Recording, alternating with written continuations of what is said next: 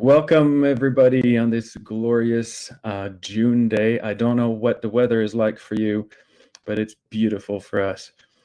We are going to talk about sleep today, and I want to introduce our speaker. Our speaker is Claudie. She is the developer of sensory enrichment therapy, which is an evidence-based and actually also clinically proven. They have been randomized controlled trials on this program.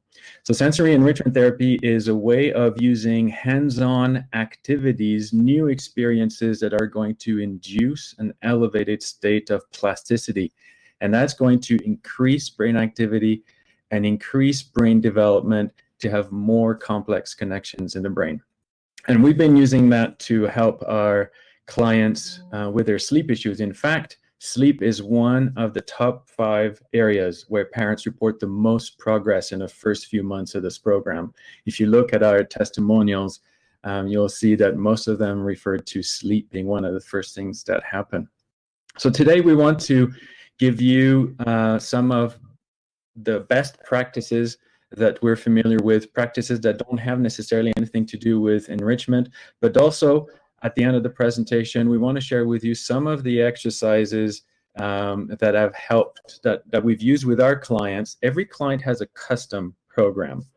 So the exercises we're going to share with you are not necessarily the games that you would get if you were to do this program, but they're exercises that have helped some of our clients. And there's some of our most powerful, most generic exercises. Claudie? One thing, we are recording this webinar, and so and we are going to have a question and answer session at the end of this. We've already received a lot of questions by email.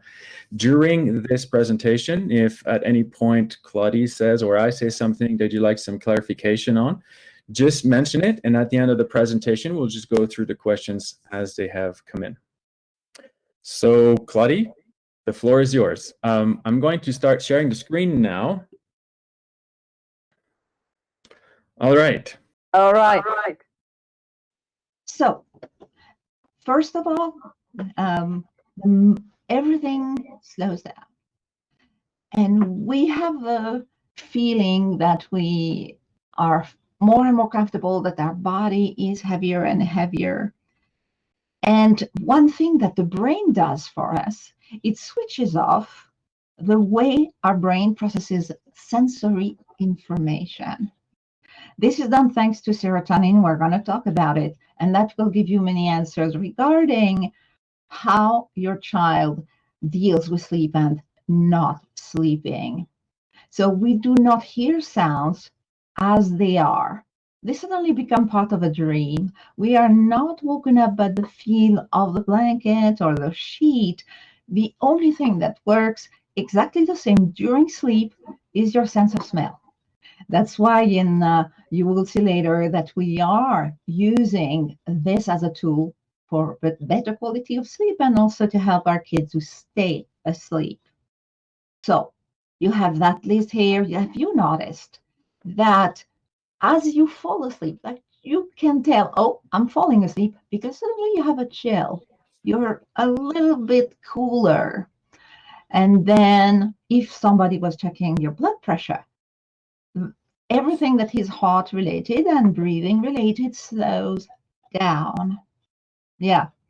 So the feeling could be, oh, our brain is starting to rest and is working less. In reality, our brain is sort of switching off different functions so that it can devote all its energy to repair and to cleaning. So the most work our brain is going to do is during sleep, which is one of the main reasons why we need to sleep.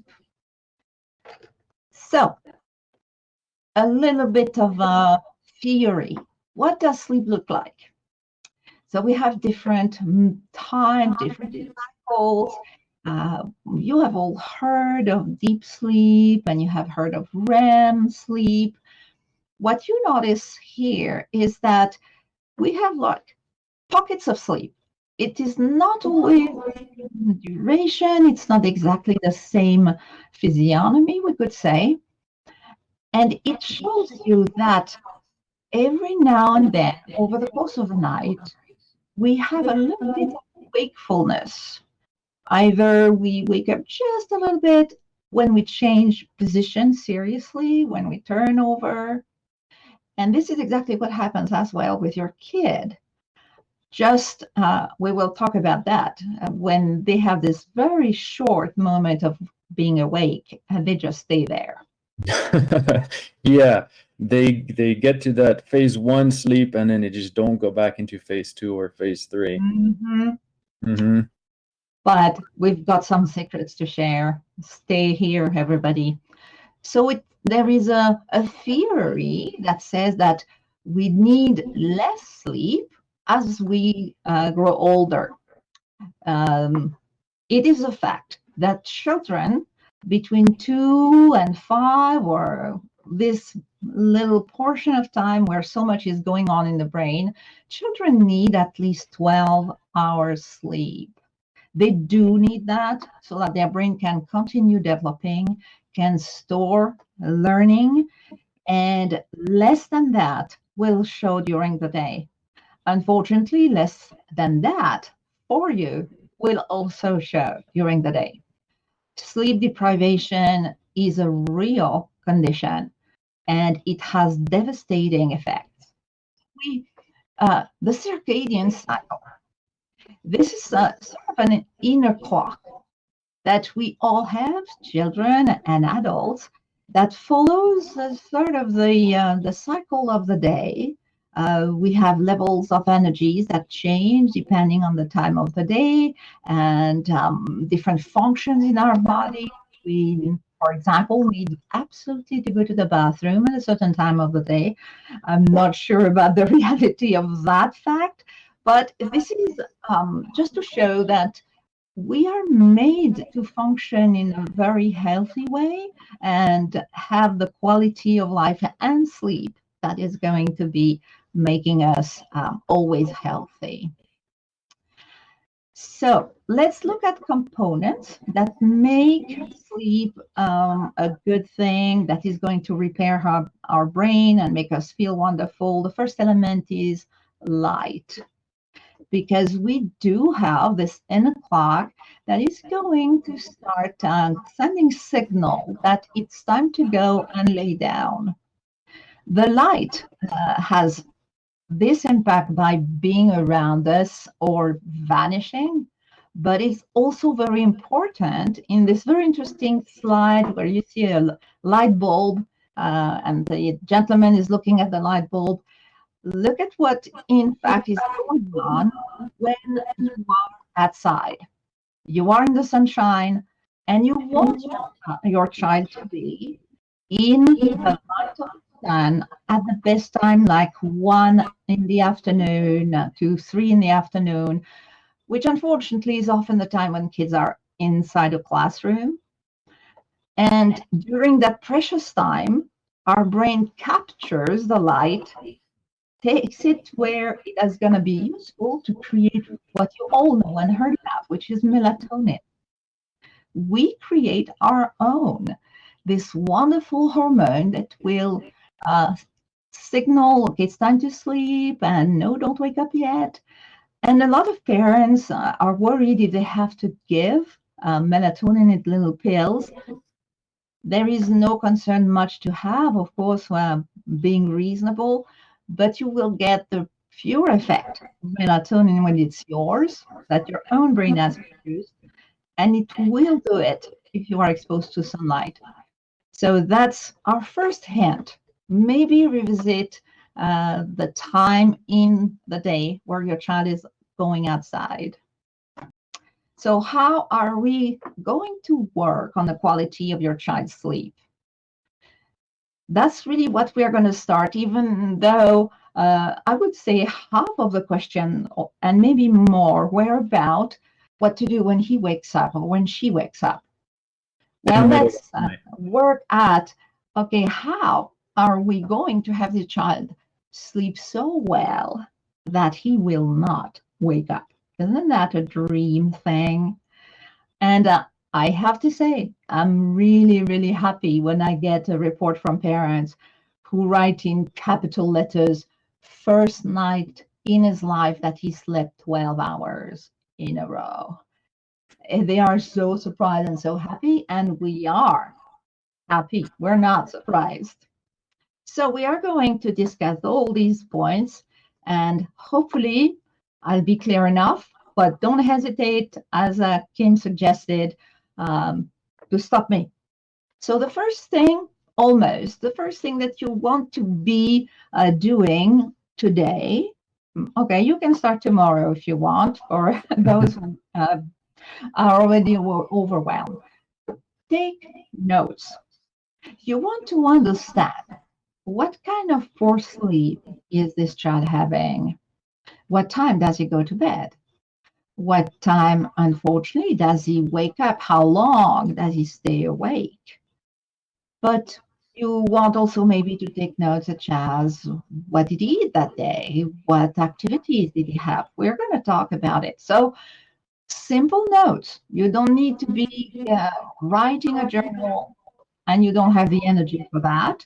So on this slide, Claudia, I gave an example that you'd given to one of our clients, but that table does not include a very good clue that you just mentioned, and that's what food he ate. So could you give us an idea of what you think they should track? So the chart that's on the screen has the number of hours of sleep, whether they snored, how many times they woke up during the night, the mood in the morning, and whether they yawned through the day. Yeah. So already, is it important for every situation to track also their food intake? Absolutely.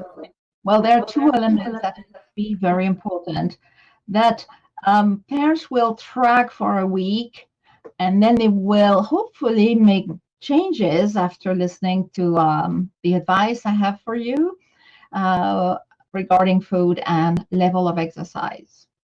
So you want to take notes mainly also because hopefully it's going to change. It's going to get better, but you need to know. And if there is a very serious issue and your health is impacted, and of course it is, you will have a document to show your doctor and say, okay, well, can I have a week to go and sleep somewhere?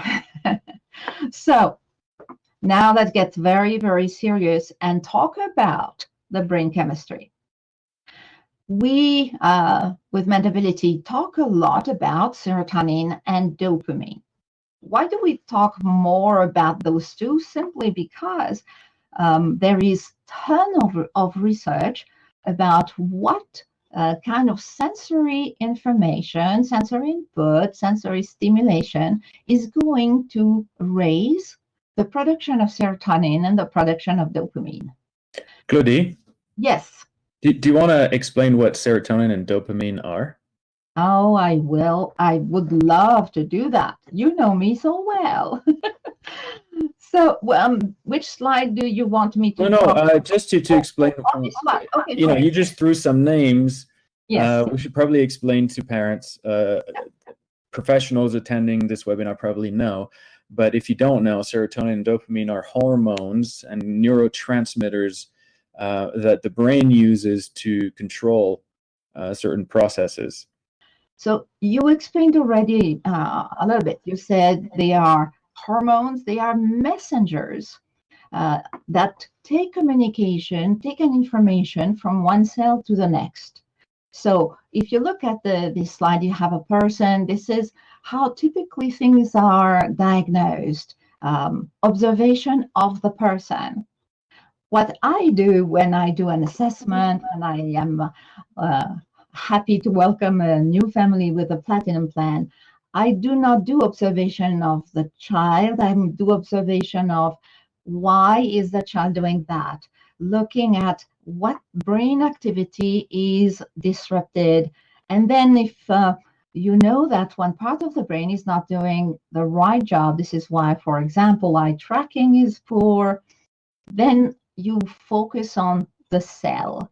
And when you look at the brain cell, you discover what you were talking about, Kim, is the fact that there are two elements to communicate inside the brain: electricity along the cells, and this magical thing about the brain cells is the fact they do not touch. They are not attached. I usually, when I am in a seminar with people that I can see, I tell people to check their skin. You can still do it wherever you are and see that your skin cells are attached. That's their job. The brain cells are not. And so electricity cannot jump a gap. So the electrical message goes all the way to the end of one cell, and then the messenger jumps from one cell and come to the other, give their message, and come back. This is what they do. Serotonin and dopamine transfer messages. So they are going to inform one cell, then the other, and so forth. Some children on the spectrum, in particular, children with Down syndrome, children with OCD, do not produce enough serotonin. Nobody knows why yet, but we do know that they have a very strange serotonin in their brain and a different body serotonin, blood serotonin. So serotonin is in charge of sleep. We will see it does a lot of other things. We have a list, but these two messengers are the keys for sleep and for wakefulness and learning and memory and so forth. So I believe our next slide would... Actually, Claudia, I thought maybe you could explain, because obviously that list includes sleep, right? In the healthy levels column, you have, if you have enough serotonin, if the serotonin function is healthy, then sleep works well. But if you look at all of the other items, movement, for example, we have things like restless leg syndrome, where the legs just can't stop moving. So that will keep you awake, right? So that's an element of sleep. Are there other aspects that the brain functions that serotonin is involved in that would be connected to the quality of your sleep? Well, mood. The inability to stop down thoughts. A lot of parents suffer from that issue, and a lot of kids, but they cannot tell us, have what we call racing thoughts. Their brain is unable to organize the information. So that is going to keep you awake. You have all these thoughts into your mind, and you just cannot stop them. Relaxation. Serotonin is in charge of the functions of long muscles, restless legs syndrome, but all the long muscles in the body. So you could get cramps, you could get agitation in your entire body. It's almost impossible to even think about one thing that is not impacting sleep when we talk about serotonin. Body temperature. Some children do not have this drop in temperature that helps the body fall asleep, well, the brain fall asleep, because serotonin is not doing its job. So you have a lot of kids where parents say it's freezing, but he kicks his blanket. He's always hot. And one sign of recovery that we like to hear is when the parents tell us he's putting on his PJs and he's grabbing his blankets. So that is one of the signs that, okay, serotonin is now doing the job. So are we going to try to improve serotonin function to lead to sleep? Obviously, yes, we will. Yeah, thanks for going through that list. The most unusual one for me was, I remember you in a seminar, you mentioned that learning also affected sleep. This inability to rehearse the learning experience of the day, or to process what learned, that impacted the dream cycle, and that had an effect on the quality of the sleep. To me, that was a big aha moment as well. And I hope parents are going to revisit the webinar as soon as you put it on YouTube and stop and look at that list. Know that even though serotonin is such an important element, there is no medication to create serotonin in your brain. There are good medications that help you if you do not have enough, but they will not replace it. And so the good news is the brain can do that on its own. It's possible for the brain to produce more and better, both serotonin and dopamine. So shall we talk about what that we are going to do during the day to prepare for the good times of sleep? I mentioned it earlier, and it's definitely one of the most important elements to bring your child to sleep. Physical exercise. I can hear some parents, I hear you thinking already, wherever you are, that your child doesn't need exercise, is always on the move. Well, I have bad news for you. That's not exercise. That is movement, for sure. That is jumping on the couch, yes, and the couch is not doing too well for that. But it's not the physical exercise that is needed to prompt quality sleep. And every parent who has started the regimen of real physical exercise at the end of the day, you're here to say, yeah, it does work. So what is physical exercise versus running around and jumping on the couch all day? Observe your kid. And at any moment, really, when running around pass by you, hug that child. And one good trick is to put your fingers on the neck and feel the heartbeat. No acceleration. Okay, this child is not exercising. No panting, no red on the face, and no sweat on the forehead. Simply because the brain of this child is protecting him from exhaustion. We want strong, real cardio. So how do we do it? The best physical, steady aerobic exercise is squats. So here you go. You put some happy music, you take the hands of that child, and you do some squats. I bet that if you do 10 of them, your child will be, and guess what? You're going to exercise as well. Look at that. So for the price of one, you have physical exercise for two. You don't feel like doing squats and you have stairs. Okay. Up and down the stairs 5 times in a row at a good speed. Everybody can have physical, cardio, good exercise inside the home. How long do you think they should do it for?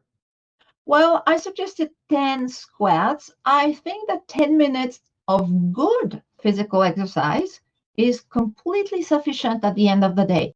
Mm-hmm. It's really short enough and it is worth it. What is also going on when you create this physical exercise, you oxygenate the brain of that child and yours. We need oxygenation in our cells, and the brain is almost starving for it, in particular when you don't sleep well. So better brain, a body that has sort of expulsed the extra energy and the need to move that way in a useless way, we can say. So physical exercise every day for 10 minutes at least. Whatever. Well, I think that the key principle here is if the child is in control of the amount of exercise that he makes, he's going to stop before he gets tired, before the benefits of exercise get to his brain and impact his quality of sleep. This is why they need somebody like the parent to kind of push them either for longer or for a more intense experience. Is that right? Absolutely. That's exactly what I was trying to say. But definitely, that's exactly it. And remember my little suggestion of music? Music helps your heart pace. So if you have some fun dance music, it will help with the exercise session. Mhm. It is worth it. Just do it. Okay, what is our next daily suggestion? Daily sunlight. We saw that perfectly well. Get this kid produce his own melatonin and vitamin D. We know now that vitamin D is playing a role in some of the symptoms of autism.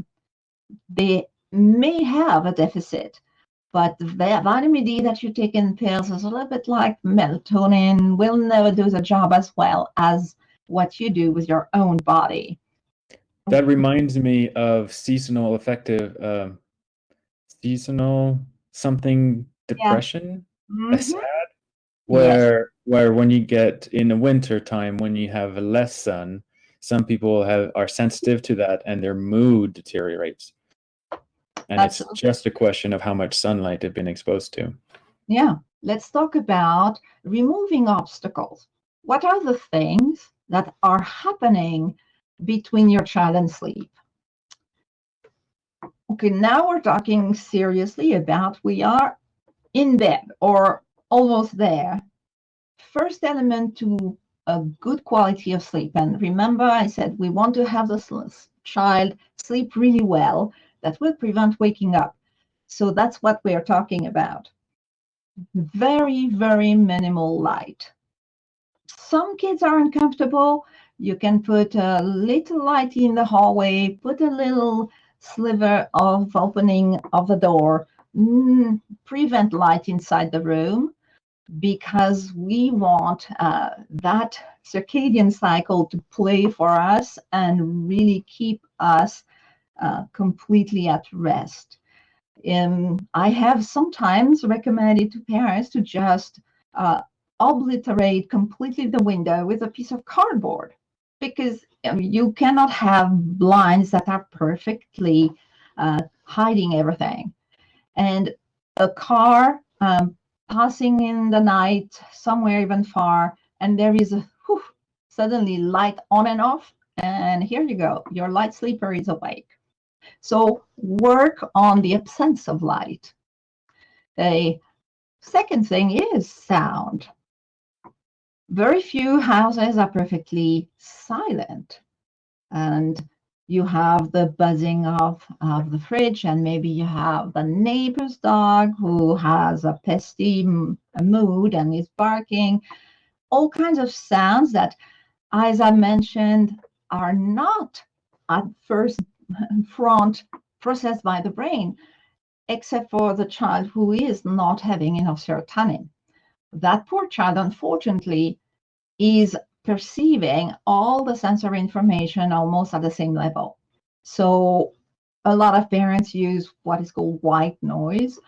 The most inexpensive is a fan that runs not in the direction of the kid, but is going to give a permanent buzz that gradually will erase the other sounds of the house. So the no light, you monitor the sound and the temperature. I mentioned the fact that the lack of serotonin prevents the child from being able to cool his body when sleeping. So you want to help with that and make sure that if it's winter for you, like soon to be in New Zealand or other parts of the world, and you are going to start using your heater, make sure to not have it on really at minimal temperature overnight. It's an advice for everybody. We need a good, comfortable blanket over a body that is resting in a cool room. So remember what I mentioned also about our children on the spectrum, our children without serotonin who kick off the blankets. You will see your kid grab the blanket and cover, and that feels wonderful. So these three elements, you take charge of them, and you look around the bedroom. Sometimes you get into the child's bedroom and it's almost a firework of colors. The main color that I see when I'm invited to visit the room of the child that I'm going to work with personally, I can see the red barn, the fire truck, and sometimes the comforter, the curtain, red, or in a red spectrum of color. Color has an impact on how we feel.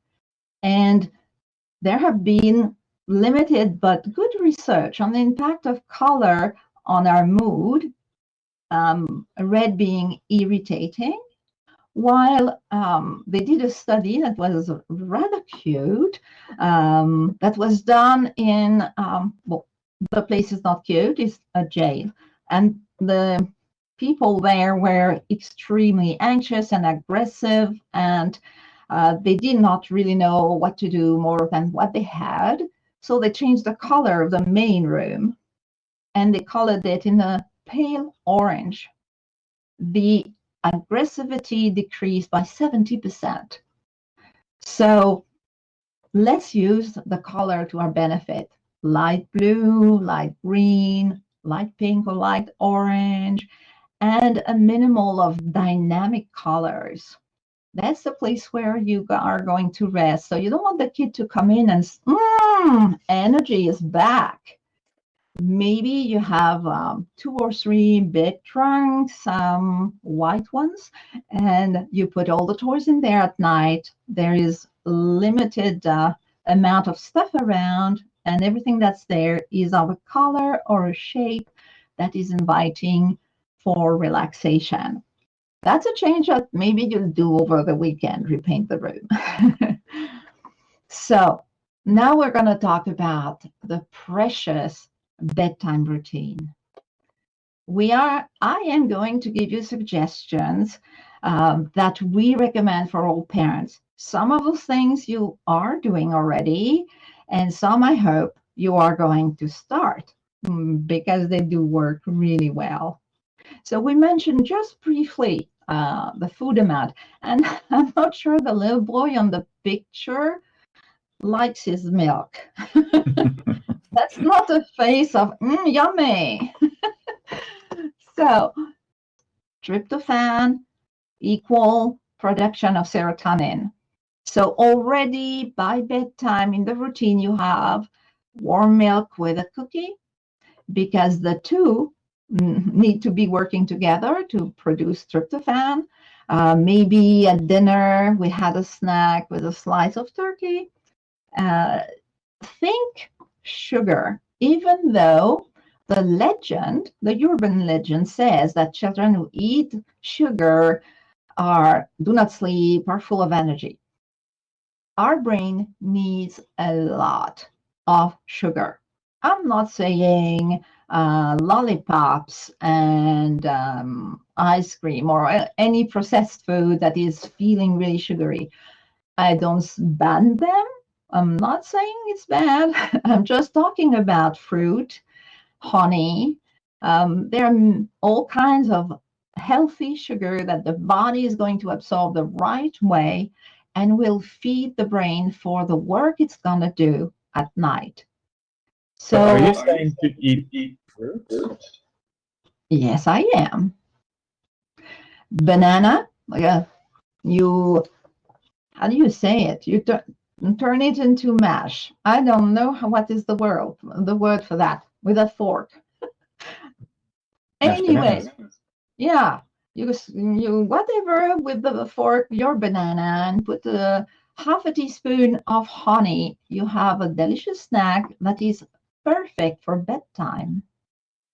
We have tons of research to come back to you about is sugar preventing sleep. But there is a beautiful piece of research which I posted on our Facebook page about chocolate. And that study was done exclusively with parents of children with autism. And all the parents were saying the child had horrible sleep. they were asked to give chocolate every day to those children. They were very worried, the parents, but they thought, well, the child is not sleeping anyway. They are scientists. They must know what they're doing. And the report was amazing. 90% of the children had better sleep. So when I mention chocolate, I'm not talking about Mars bars or Snickers. Is that the name of something? Okay. I'm talking about a good brand chocolate that you can melt into the warm milk. There are so many elements, nutrients, antioxidant in chocolate. It will help with sleep. I'm sorry, I let myself talk about chocolate. I can't help it. Okay, now transitioning. You are not going to say to the kid who is bouncing on the mini trampoline, time to sleep. There has to be a preparation. And that preparation involves your own feeling, how you also prepare for a change of activity. If you are in a rush to put the kid between the bed sheets because you have a meeting with the other side of the world on Zoom, it won't work. Your emotion, and you know that, what you feel, your level of anxiety transits into your child's brain pretty well. So what are the things that you are going to do starting tomorrow? Because what I am going to ask to start, and I'm not sure I told Kim to put that on the slide, I want you to read to your kid. And I don't say, because I know that you are all spending time looking at books, picture books with your child at some point of the day. Picture books are fun, and do them in the middle of the day. In the evening, the visual info is quite exciting for the children, and they start jumping and they want to turn the pages faster than you're reading. We're not reading that. We are reading a chapter book. Yes, I hear you, parents. You're saying, my child is never going to stay and listen. He is or she is not going to understand if I read something different than the silly stories of the little bear. I can assure you that all the children will listen. Not only they will listen, and that will help with their verbal communication later. That's not the topic of the day, so we'll bring this back later. But the voice reading increases serotonin production in the brain. First advantage. Second, the attention, the flow of words is extremely relaxing just because it replaces all the thoughts of the day. The child is paying attention. You don't need to read 2 chapters. You can read only a 1 page. It will work. Then you put on some music, soft, lovely, no nature sound, no waves and birds, just a beautiful nocturne from Chopin, for example.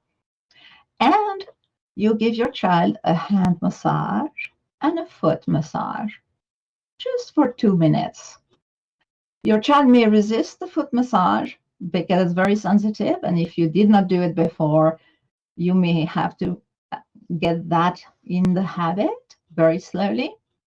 So we have music, we have hand and foot massage, and we have put a nice scent in the bedroom. We're going to look at how we do that. One thing that's so important as well is the tone of your voice. At a certain time of the day, you want to be whispering almost, because it's a different atmosphere. It's part of the relaxation that is starting to happen.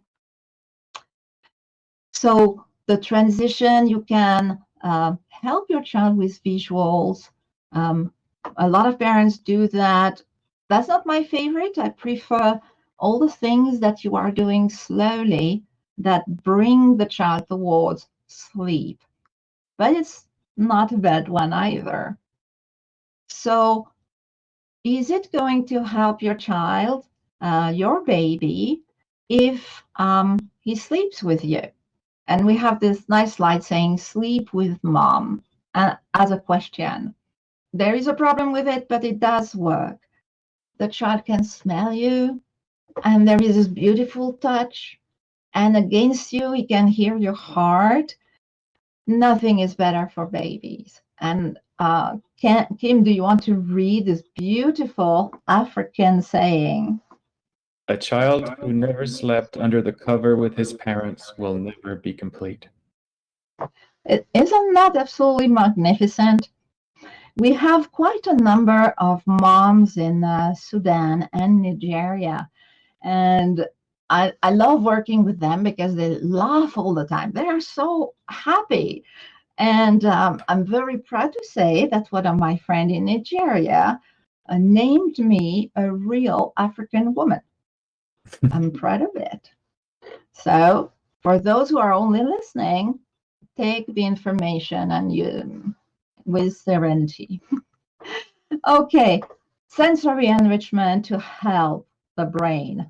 Now we are having exact actions, the things I mentioned. Massage.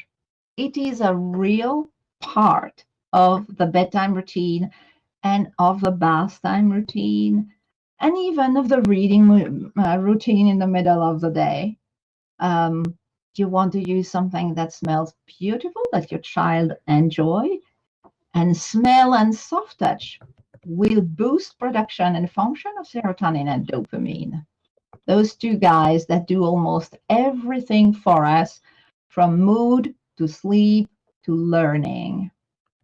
So you don't need to have a great expertise, just do it with love. And you can do hands and foot and neck. Just give this wonderful experience to your child. The next thing I spoke about, the smell in the bedroom. In fact, what we advise parents to do is to put a drop of a beautiful scent on a cotton ball and slide it inside the pillow. Not to spray over because it can be too much, but if you remember, I mentioned that the sense of smell is the only one that stays as functional during sleep as awake. And what happens when you smell something that you really enjoy? Well, your dopamine increases. The quality of the function of your dopamine increases. In fact, research has told us and taught us on the animal model and now on humans that it can increase all the way to 100% just smelling. Dopamine is mood, control of movement. You need to control your movement for sleep, restless leg syndrome, and just having a deep ability to organize the learning you did that day. So easy to do. It will keep your child in a better state of sleep. I mentioned music. That is the third sensory enrichment part of your bedtime routine. Yeah, music with or without headphones. Headphones are not necessary. They're just helping to cut off everything else. So a soft, gentle instrumental piece. As I said, no ocean and no birds. Something that is going to increase serotonin and dopamine so much in the brain that scientists have measured the various things that humans do that increase both serotonin and dopamine. And music is at the top. Music will just get your serotonin and your dopamine at their best, meaning at a place where they help you. Well, they help your brain repair, build brand new cells, which is one of the jobs of serotonin, and simply keep the functions going in a way that you are healthy. And so once again, it's very easy, it's free, just a few minutes of music at bedtime. Now, what type of music? Okay, instrumental, meaning an orchestra, something that's not too inviting to movement. I mentioned when you have a classical piece of music that says nocturne, usually is good for evening. It's almost a lullaby. So quality music, it can be the score of a movie, doesn't need to be classical. But all instrumental music that you enjoy will increase immensely both serotonin and dopamine. And one way that scientists now measure the impact of music on our brain is they do check the chills on the people, and that is a signal serotonin is increasing in your brain. So we can now maybe have one or two little games to improve serotonin and dopamine, but we're going to talk about serotonin first, something that's simple, easy, and nice. We have this little activity where you have pairs of textures. Let's say you have 4 kitchen sponges. That gives you twice 2 textures and a piece of fur, faux fur, and a piece of tin foil wrapped around a piece of cardboard. So you have 4 different textures. You display 4 in front of your child who is in bed and is playing with you. He has those textures in front of him, and you touch the foot, one of the 2 feet with one of the textures without showing, and your kid has to find which one felt the same. A nonverbal child will understand that instruction. I know that because I have given that exercise a few times to families, and the kids always understood. There is not really, in fact, an understanding. The alibi of guessing is not really the point. The point is to focus on the sense of touch with the hand and the feet. Every time you do soft touch in any manner, you are going to improve production of serotonin in the brain. That is one of the easiest way possible. So you're saying it doesn't matter if they get it right? Yes, it doesn't matter if he's right or wrong. It matters that he does it. We do have another exercise that helps the brain organize, that is that a lot of parents have seen on YouTube, which is what we call the water game, where the child puts at the same time one hand in warm water, one hand in cold water, just for 2 seconds, and then takes his hands out, you swap, and we do the dip again. This simple exercise is very powerful to improve the communication between the 2 sides of the brain. It works on something called the corpus callosum. It's the bridge between the 2 sides. And the more organization you can bring into the child's brain, the happier, the calmer will this child be. So if I had to sum up, I would say focus on serotonin and use simple things that you have around the house. Create this bedtime routine that is completely relaxing. Any kid. Remember, exercise, crucial, and the food that we have during the day, but in particular in the last snack of the day. So, Kim, do we have time for questions? Because we had so many. No, we don't have time for questions, but we do have questions. So if you're still on the call and you're still available to stay on and listen to the Q&A, go ahead. Sorry, I'm reading. How long should this detective measure be done?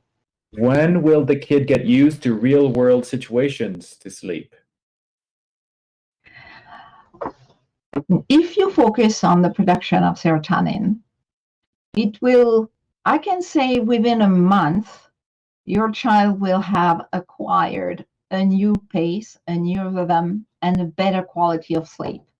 Once quality of sleep is happening, um, a lot of the symptoms that you see during the day, the tantrums, the Mhm. overactivity, the refusing to eat, and all this resistance will decrease.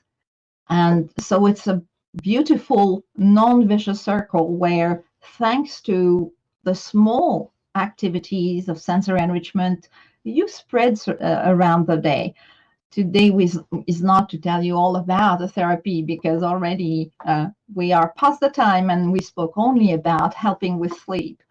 But uh, every day work on those elements and it will be a lifetime change. We're going, let's see. No. That was outstanding. How can I get in touch with Claudia in the future? We're going to send an email to everybody with ways Yeah, to. I would like to answer one question because I received it from about 20 parents, the same question. Mm. What happens? What do I do when he wakes up or when she wakes up? So there is a magic formula. Take it down. Your child is standing in his room or standing in your room. Obviously, he is awake. What will not work, you must have tried it, is to yell, go back to bed. That does not work. That announces to the kid, mom and dad are awake, the day has started. What will work is get out of your bed, walk as slowly as you can, whisper, give a hug to that child. He woke up for one main reason: serotonin is low, his brain is not doing the job, so he needs the hug. Even if you are upset, you don't feel like it, still hug this little child or this big child. Give kisses and whisper very nice things. Take the child back to the bedroom, put him gently in the bed, start singing a lullaby. And I promise you, the child doesn't care if you don't sing well. Give this hand and foot massage. Whisper nice things about it's wonderful to sleep. Basically, take the emotions down and help the child relax again at the same time as you are helping with relaxation. Yes, it can help your child to jump between you and mom or mom and dad, whoever is there in the bed, but that will not help you sleep, and you need your sleep as well.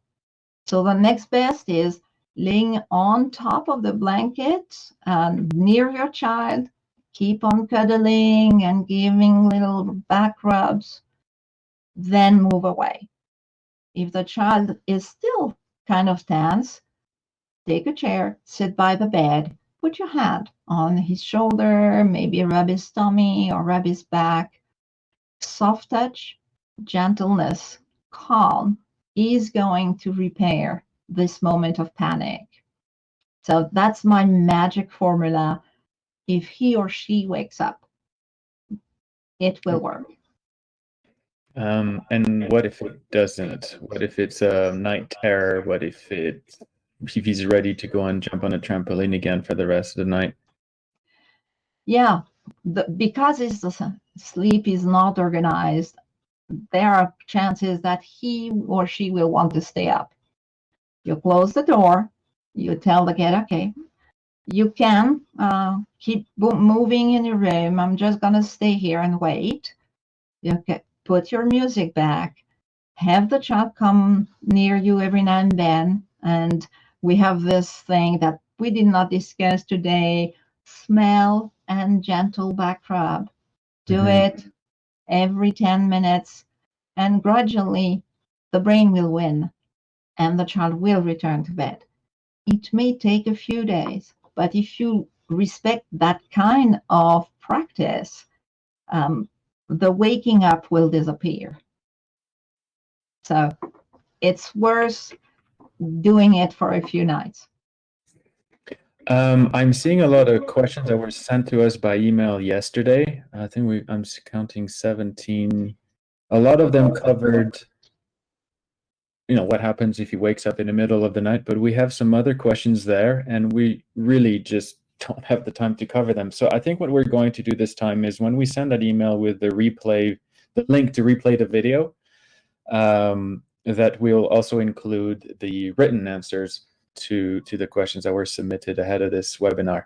And maybe we'll need to do another webinar to follow up and answer those very specific questions. I see on YouTube there's a bunch of ask anything, and maybe we'll do one of those. But I want to thank you, everybody, for attending this webinar. If you want to do the program and the therapy with Claudie, go to our website, mentability.com, and click on the button to schedule a call, a pre-enrollment call, or call us at 801-892-6830. Goodbye, everybody. Bye.